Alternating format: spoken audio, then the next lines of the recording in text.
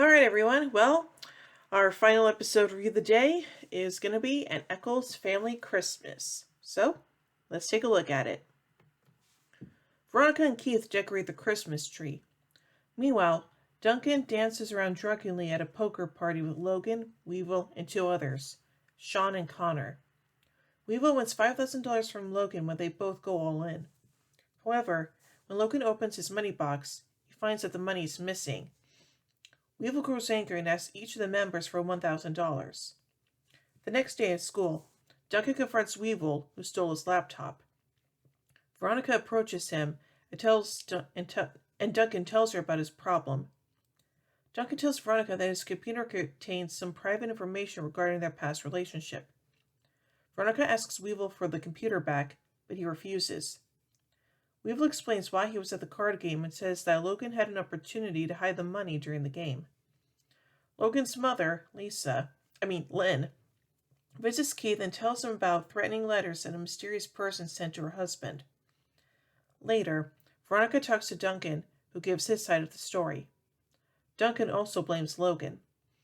Later, Duncan confronts Logan about stealing the money, but he refuses to give any details. When Keith visits the Echolls' house, he finds a pumpkin outside their door with Aaron's face on it and a knife through it.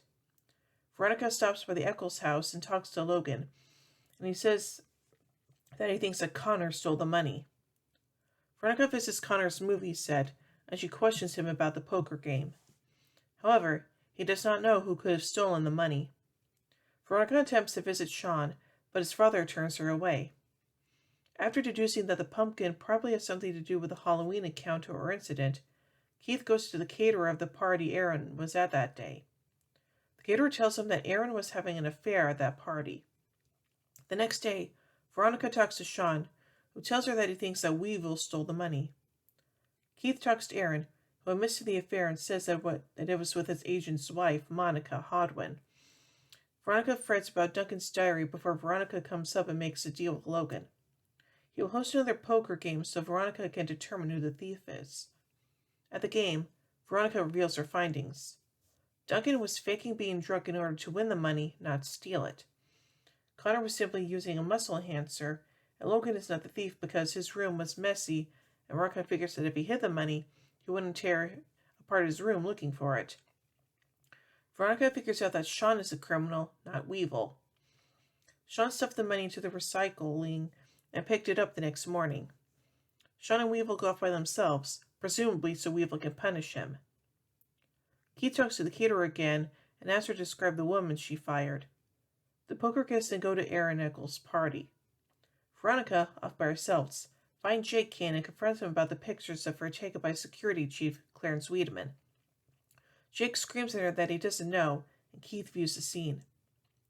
Jake then angrily talks to his wife, Celeste, who actually sent Clarence to take the pictures.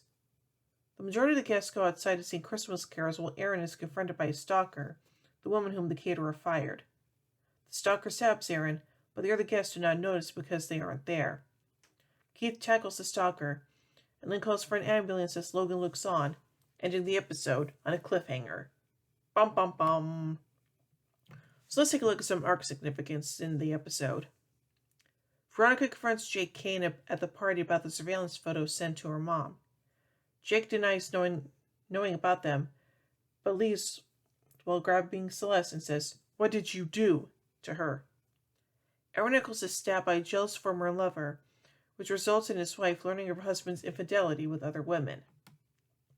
Now, on to the music. In addition to the series' theme song, We Used to Be Friends by the Dandy Warhols, the following music can be heard in the episode.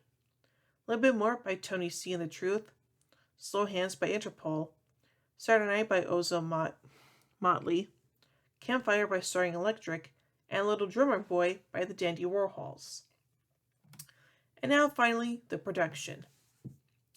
The episode was written by Diane Ruggiero and directed by Nick Mark. An Echolls Family Christmas marks Ruggiero's third writing credit for the series, after The Wrath of Khan and The Girl Next Door. In addition, this is Mark's second directing credit for Veronica Mars after The Girl Next Door.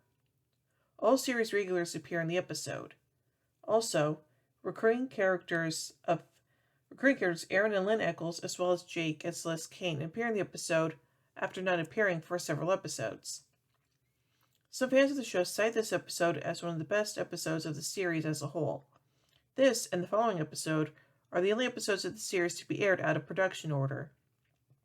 The following episode, Signs of the Lamb, was produced before this episode, but was aired after due to An Echolls Family Christmas being a Christmas-themed episode, which was aired as season's final episode of the year in December 2004. So overall, I think this was a pretty unique, enjoyable episode, and well, can't wait to find out what happens next. So overall, I give An Echolls Family Christmas 4 marshmallows out of 5. Well, tune in either tomorrow or Wednesday to finding out what my schedule is going to be as we take a look at Silence of the Lamb. So, until then, remember everyone, the game's afoot.